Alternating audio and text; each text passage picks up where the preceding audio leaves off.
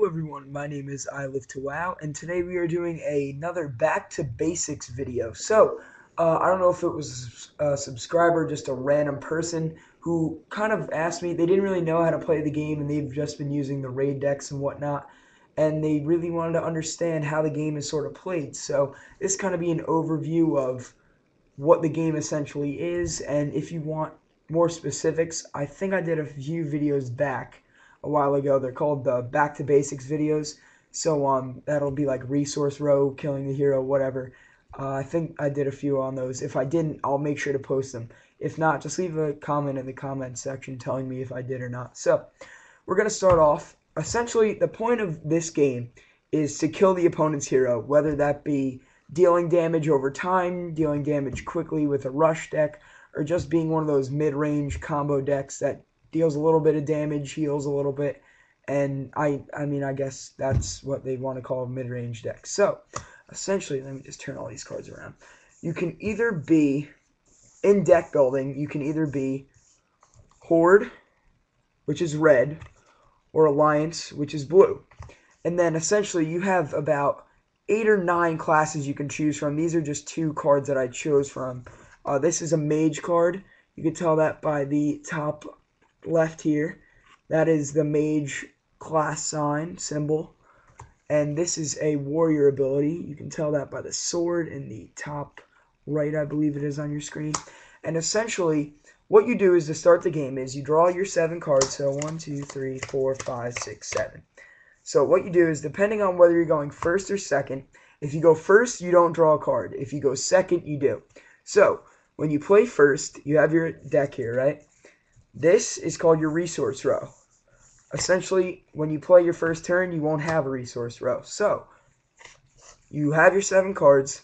Usually you drop a resource every turn. So let's say this one just happens to be Eye of the Storm. Usually in a deck, you play about 13 to 16 quests or locations. You usually never play more than 4 locations of one type. You never usually play more than one type location either. So, essentially, to get any ally or ability or equipment or pet out, what you have to do is you have to tap a resource and then you're able to play. So I have 1 resource out here right now. So essentially what I would do is, let's say this card, whatever it is, this card right here, I tap my resource row. So that's 1. I have 1 resource. So I get to play 1 card. And this is the cost of that card right up here. So I would, in order to play this card, I would have to pay 3 for it. So I'd have to wait until at least I had 3 resources. I tap all 3. And I'd play, crap, what was it? Shit. I could play a 3 cost ability. So there you have it. That's pretty much the basis of the resource row. Now, some specific resources, like this one, which just happens to be Eye of the Storm, which I just did a card of the day on, you should really check it out. They come with certain abilities. So this one just happens to be, for each card you play, add an honor counter. When you get 4 honor counters, exhaust up to 4 target heroes or allies. So that's why it's good to play certain locations. On the other hand, there are things called quests. And when you complete a quest, you can actually pay the card to complete it. So this one is called Counterattack. If an opponent controls more allies than you, pay 3, and you get to draw 2 cards. So I'd have to wait till turn 3 again. I have my Counterattack right here. I've already played it. I pay 3, and what happens is, once I complete this quest, I have to flip it over.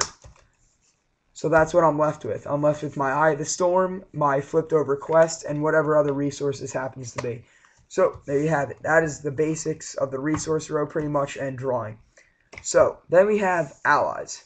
Allies range of cost from, God, I've seen ones from 1 to 12, I believe. That's the highest they go, I think, for right now.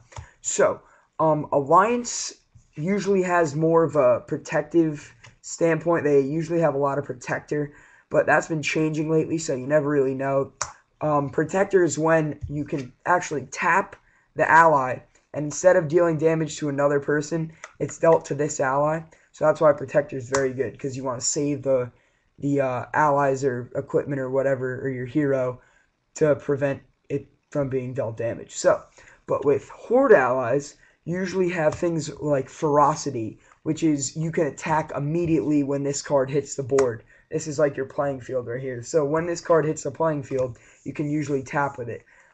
This right here is the information box, and this will tell you pretty much what the card's ability is, what its special is. This one doesn't say ferocity, but if it does, then that card has that ability. And in parentheses, it'll usually say, it'll explain what it is. So like ferocity is this ally can attack immediately. Protector, target ally.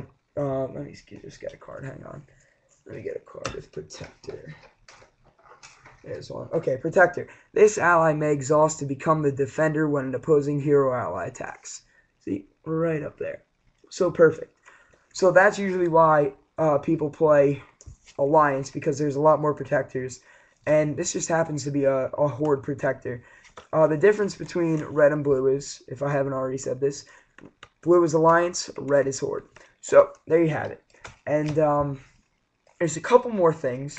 There are things such as abilities, which you pay your resource row to play one, or some are ongoing, which means they stay on the playing field when you play them, and some are just kind of instantaneous. This one right here says instant ability, which means on an opponent's turn, you can tap your 3 resources to play it. So this one just happens to be Cone of Cold, and your hero deals 1 frost damage to each of up to 3 target heroes and or allies. So when you play this card, you immediately get to do that, which will probably kill off a couple allies. You never really know. It could be in combo with something else you have on the board, but that's essentially what abilities do. They give bonuses, they destroy allies, they heal damage, they draw cards. It really depends on what your class is. So that's the essential of abilities. And next is, I don't know if I have any armor on me. That's just another, I don't think I have any armor on me.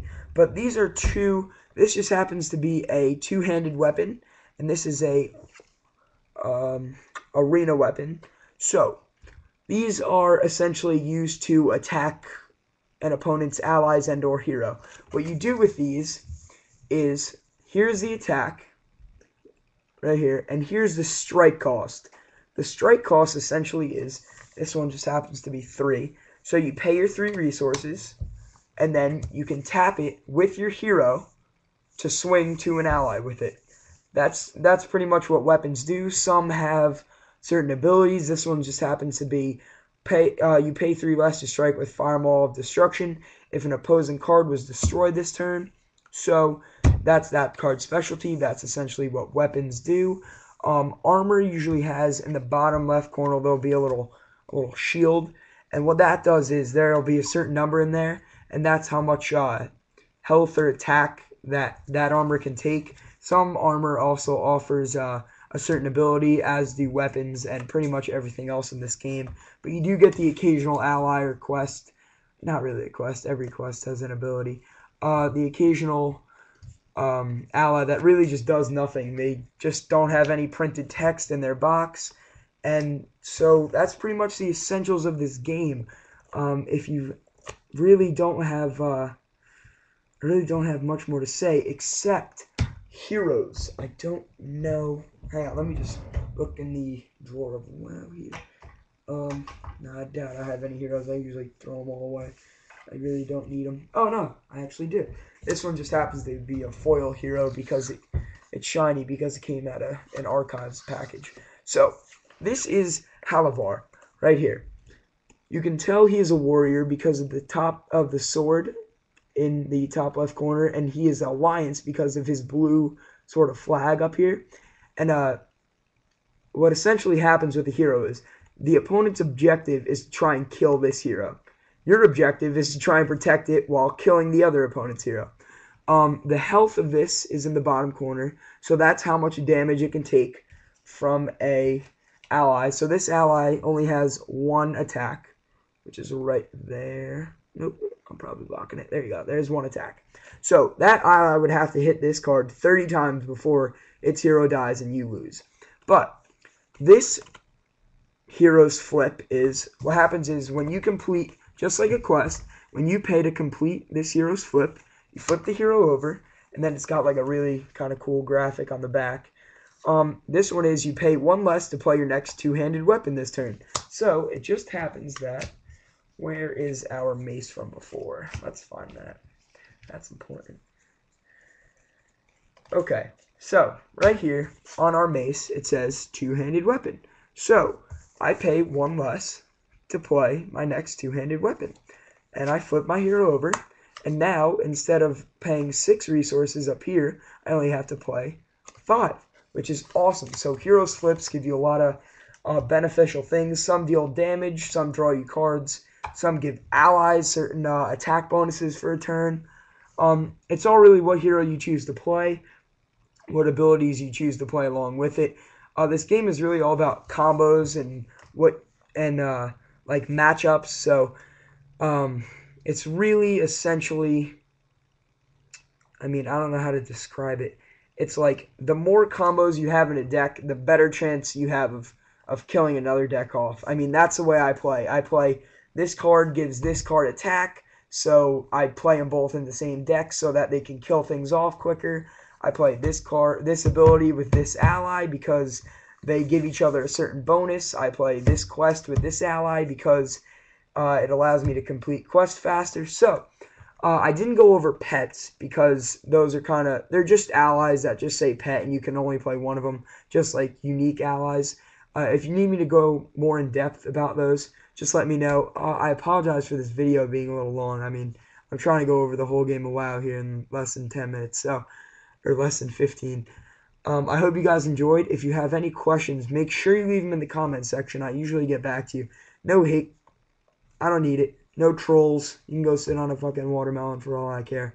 So comment, rate, subscribe, and I hope you guys enjoyed. Give me a thumbs up if you liked it. It really makes my day. So thanks, guys. Bye-bye.